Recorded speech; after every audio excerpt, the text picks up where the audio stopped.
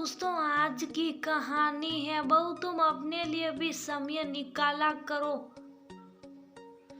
दोस्तों, कहानी शुरू करने से पहले अगर आपने चैनल को सब्सक्राइब नहीं किया हो तो कर लीजिए ताकि आपके पास पहुंच सके हर नया वीडियो। हर साल आपके ऑफिस की तरफ से पिकनिक होती थी, क्या इस बार नहीं होगी? कितने साल हो गए किसी से मिलना जुलना नहीं हो पाता। घर की उलझनों में मैं ऐसी उलझ गई हूँ कि कहीं जा भी नहीं पाती। चलिए कहीं बाहर घूमने चलते हैं। पहले हर हफ्ते किसी न किसी बहाने आप बाहर घूमने निकल जाते थे, पर अब तो आपने अपनी अलग दुनिया बना ली है। निया अपने पति परवीन से कहती है। परवीन बोला, सवाल भी खुद करती हो और जवाब भी खुद ही देती हो। परिवार की उलझन में मैं उलझा हूँ। या तो मैं तो आज भी वही नौकरी करता हूँ जो 10 साल पहले करता था। खुद को कभी शीशे में देखो, तुमने अपना क्या हाल बना कर रखा है। मुझे तो लगता है आईना भी तुमसे हफ्तों बाद मिलता अच्छे से मिलता होगा। निया शीशे के सामने खुद को न्यायी फिर पलटकर गुस्से में परवीन से बोली, मैं क्या जानबूझकर घर गृहस्थी में उलझी रहती हूँ। आपके दोनों बच्चे, आपकी माँ, सबका ख्याल मुझे रखना पड़ता है। मुझे अपने लिए फुर्सत मिलती कहाँ है जो मैं आईने में खुद को निहारती रहूं। परवीन बोला, एक पत्नी और बहू और माँ बनने के बाद क्या औरत की पहचान बदल जाती है? क्यों तुम औरतों हर बार अपने आप में आने वाले बदलाव का कारण हम पतियों को बताती हो? मैंने कई बार तुमसे कहा कि सबको अपना अपना काम करने दो, तुम अपने लिए भी समय निकाला करो, पर नहीं, हर काम खुद से करने की जिद होती है। अब रोजमर्रा की जिंदगी में अगर खुद को मशीन की तरह इस्तेमाल करती रहोगी तो चेहरा और शरीर कितना साथ देगा।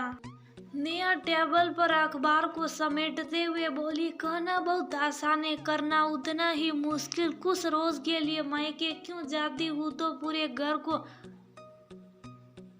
उलट पुलट कर देते हो और बात करते हैं। परवीन बोला, मैं अगर कोई काम करता हूँ तो वह तुम्हें पसंद भी नहीं आता। तुम बोलो तो तुम्हें अभी सबूत दे सकता हूँ। निया बोली, तो दो सबूत। परवीन बोला, इस अखबार को अगर हम शाम तक यहीं रहने दें तो क्या बिगड़ जाएगा? पर नहीं, तुम्हें अभी के अभी इसे समेटना है। कभी कभी कुछ चीजों को छोड़ दिया करो और चैन की सांस लिया करो। काम का क्या है, वह तो पूरे जीवन करना है। जो वक्त तुम अपने लिए बिता सकती हो उसे भी लड़ने झगड़ने में खर्च कर देती हो, फिर कहती हो वक्त नहीं मिलता। इतना कहकर परवीन वहां से चला गया। परवीन तो कहकर चला गया। निया सोची, ये आखिर मुझे ऐसा क्यों कहकर गए? आखिर ये मुझे समझाना क्या चाहते थे? फिर खुद को बोली, इनकी तो आदत है, कुछ भी कह कर चले जाते हैं। छोड़ो, इनकी बातों में रहूंगी तो सारा काम ऐसे ही रह जाएगा। फिर वो बाहर की तरफ गई।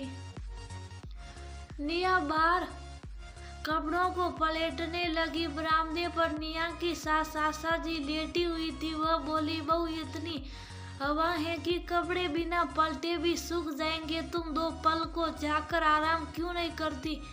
फिर बच्चे आएंगे तो तुम्हें फुर्सत नहीं मिलेगी। हम औरतों को अपने लिए वक्त खुद निकालना पड़ता है, वरना घर गृहस्थी में कभी फुर्सत नहीं मिलती। उस वक्त निया तो वहां से चली गई, पर उसे बेचैनी हो रही थी कि कपड़े नहीं उठाए, बर्तन धुले हैं, उसे भी रखा नहीं है। वह बार बार अंदर बाहर कर रही थी। आशा जी उसे बुलाई और बोली, बहू, ये आदत जवानी में तो ठीक है, पर बुढ़ापे में बहुत कष्ट देगी। हर काम को उसी समय करना जरूरी नहीं। कुछ कामों को थोड़ी देर के लिए छोड़कर आराम भी करो। शाम होते होते तुम्हारा चेहरा मुरझाए हुए फूल की तरह हो जाता है। बताओ, ऐसे में तुम्हारा पति कहाँ तुम्हारे साथ घूमने जाना चाहेगा? निया बोली, फिर मैं क्या करूँ? आशा जी बोले, बहू, कभी खुद के बारे में सोचा है? अभी उम्र क्या हुई है जो संजना संवरना छोड़ दिया? वैसे में कोई कितना तुम पर ध्यान हो।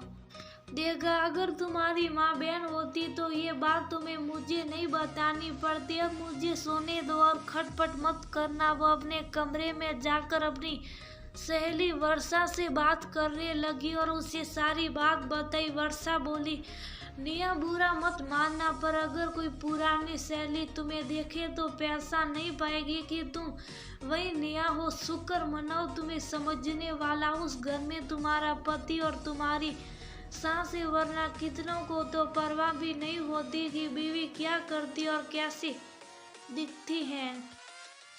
वर्षा की बातें निया के दिमाग में घूमने लगी। अगले दिन रविवार था। सभी मीठी नींद में सोए थे। निया अपने समय पर जग गई तो परवीन बोला, आज तो रविवार है, इतनी जल्दी रसोई में जाकर क्या करोगी? थोड़ी देर और आराम कर लो। निया घड़ी की तरफ देखी और खुद को चादर में छिपा ली। ये देखकर परवीन को भी आलसी हुआ, फिर वो भी सो गया। आदत धीरे धीरे जाती है। करीब 1 घंटे बाद निया जग गई और खुले आंगन में टहल रही थी। आशा जी स्नान करके आई और बोली, अरे वाह, बहुत सुबह की सैर कर रही हो, लगता है कल की बातों ने असर किया है। निया बोली, माँ जी मैं चाय बनाती हूँ। फिर दोनों सास बहू ने एक साथ चाय पी और ढेर सारी बातें की। अब निया कुछ छोटे मोटे कामों को नजरअंदाज करने लगी और हर किसी को अपना काम करने के लिए कहती। रविवार दोपहर का खाना खाने के बाद परवीन को किसी काम से बाहर जाना था और बच्चे खेल रहे थे। निया आकर बोली, क्या आप मुझे पार्लर छोड़ देंगे? अभी तो घर में कोई काम भी नहीं है। परवीन हैरानी से बोला, ये भी कोई पूछने की बात है, बिल्कुल छोड़ दूंगा। और अब हो जाओ तो मुझे फोन कर देना, मैं लेता जाऊंगा। रात के खाने की टेंशन मत लो, आज रात हम बाहर से खाना मंगवा लेंगे। आज निया के चेहरे पर एक अलग ही चमक थी। आईने में खुद को देख कर वह बहुत खुश था। समय बीता। अब हर सुबह निया सास के साथ चाय पीते, फिर बच्चों को भेजने के बाद कुछ देर वह योगा करती और घर का काम निपटाती। दोपहर के 1 घंटे की नींद जरूर लेती थी, जिसके कारण शाम में वो बिल्कुल फ्रेश रहती थी।